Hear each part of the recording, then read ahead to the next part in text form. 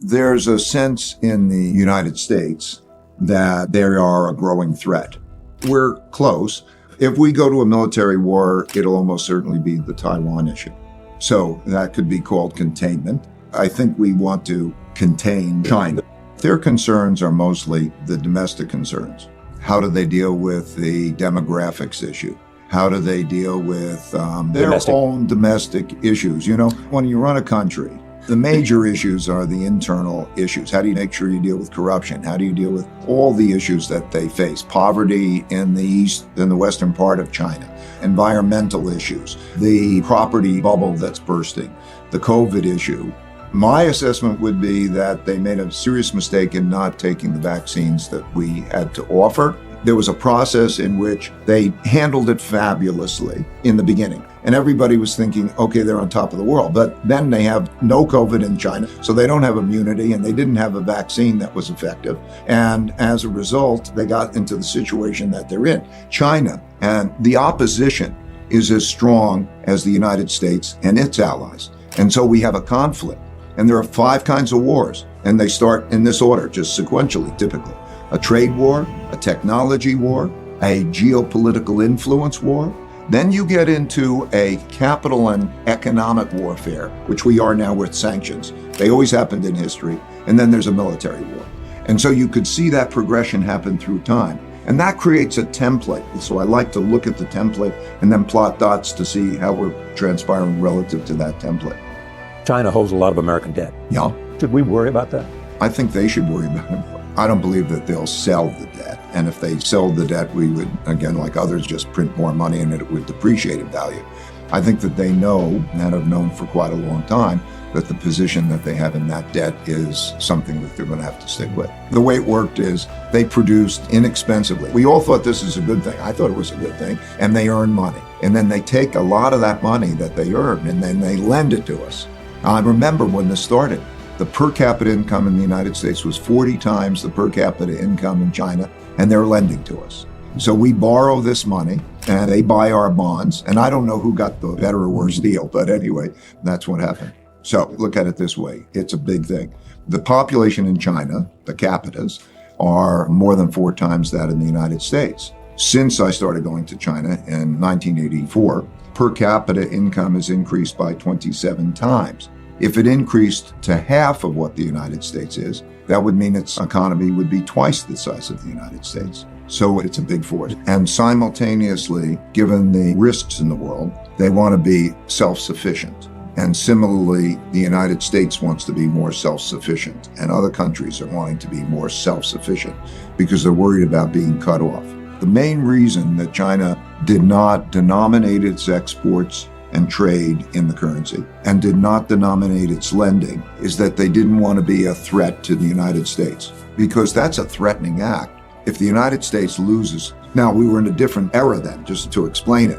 They became the largest trading country in the world. In other words, did more trade than any other.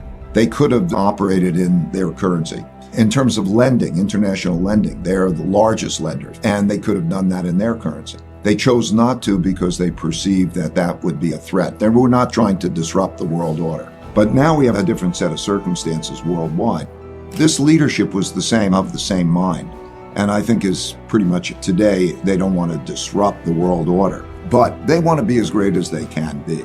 They want to be as rich and powerful and so on. But they don't want to disrupt the world order. If you look at history and you understand international relations, which is very much like Confucianism, what you have is called a tribute system. And that means each country is in the place, they know their place. They know the hierarchy. Like in the old days, it's almost like other countries would be almost a vassal state. You would say, I know that you have the power, you pay respect, and you operate in a harmonious way.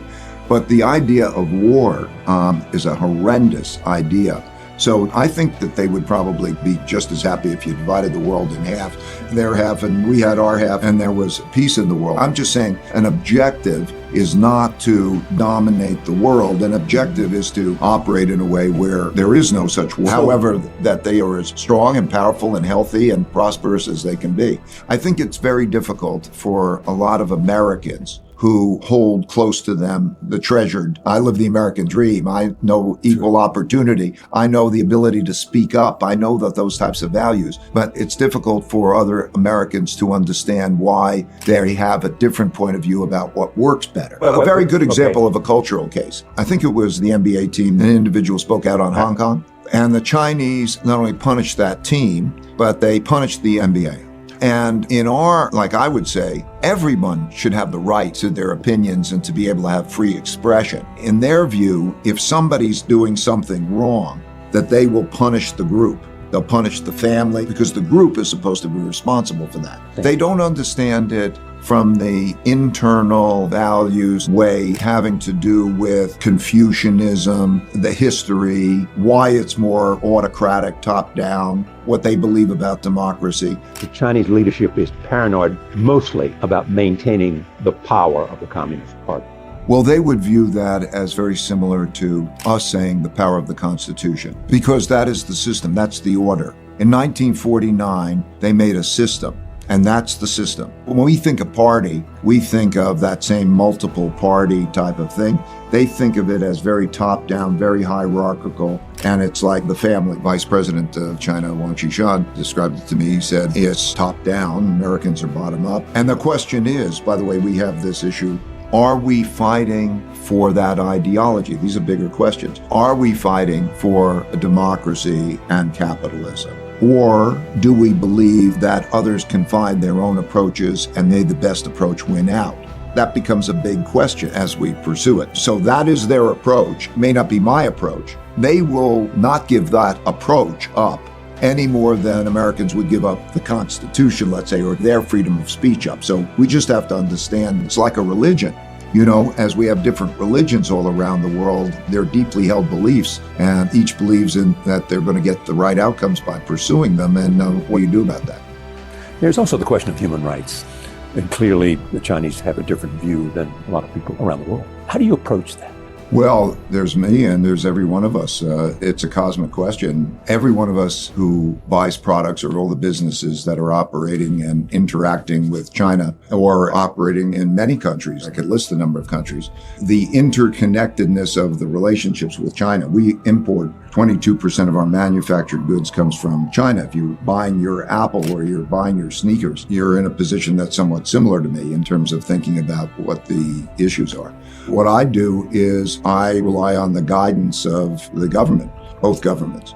I think in studying their dynasties, I studied the Tang dynasty, which is around 600, and I studied also other societies. It is the things that I've talked about before. It is in broad-based education. That Confucian system was the first meritocracy that came in to create broad-based education, and then they would have exams, and the people who would get the jobs would be the people who were the most capable, and they got away from corruption and those types of things. I wouldn't characterize some things as Chinese. I think that in the history of China, there have been good dynasties and there have been bad dynasties. But there's always the common ingredients of what makes a country successful. And they've been that way uniquely. If you do look at the history, I've studied the powers and the different strengths. China has, through history, up until around 1840, been always like number one or two in the country because of hard work, because of meritocracy, because of being highly civilized. In other words, they are working in the same direction and they operate well to be productive together. Those are the same elements, but it's not just Chinese. If you go back to many empires and many civilizations, those elements have been the timeless and universal elements that have been the source of success. If you look at the history of China, there's been more creativity. They're 500 years ahead of us in the printing press and many, many forms of creativity. And if you look at the inventions that are coming out of China now through the entrepreneurship and so on, there's a lot of creativity that comes back. But of course, there's always a balance between being a revolutionary. It's always how far you take it. So in China right now, there's entrepreneurship, investing in all the ways, empowering, and it's really a capitalist type of approach among entrepreneurship, but they'll call it state capitalism, that kind of an approach. And then there's the question of order. So it is always in getting that balance correctly, because you can have disorder. Like in the United States, we could have enough disorder that could be disruptive to that process. So it's always the issue of getting that balance right. Right now, I think the tilt in China has been a bit more autocratic. And so they're trying to strike this balance with also creating what they call Little Giants program for entrepreneurship and so on. I think it's become too much that way. And I think just in the United States, we're becoming a little disorderly. Is there any dissent in China? Oh, dissent? There's not the same kind of open dissent as there is in the United States in terms of how people can speak as freely, nor the media speaking freely, or even listening to things. No. Dissent is more under the surface, particularly now.